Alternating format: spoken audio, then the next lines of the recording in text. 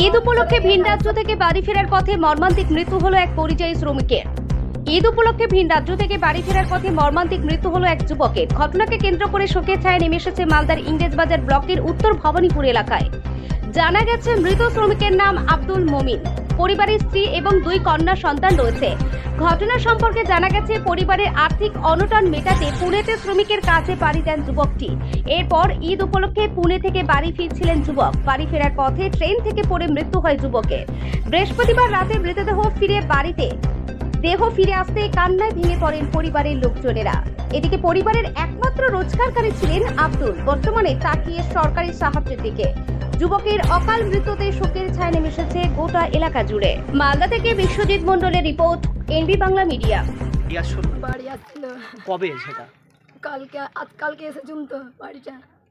অনেক গরিব আমি, অনেক গরিব। আমার মানুষ নাই, দুনিয়াতে কেউ নাই।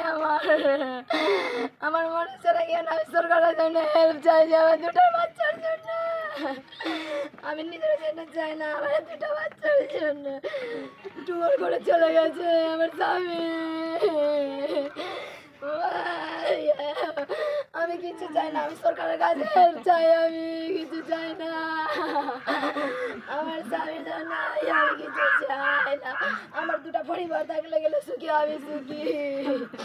আমার পরিবার আমার সরকার থেকে হেল্প চাই, আমি আমার কেউ নাই দুনিয়াতে। দিদি, কোথায় এরকম ঘটনাটা ঘটেছে? রামপুরহাটে। আপনার স্বামী কি দেহ এখন এসেছে? এখনো এসেছে? এখনো আসেনি, পৌঁছায়নি, একবারও কথা হয়নি বলে। আপনার নাম? সম্পা খাতুন।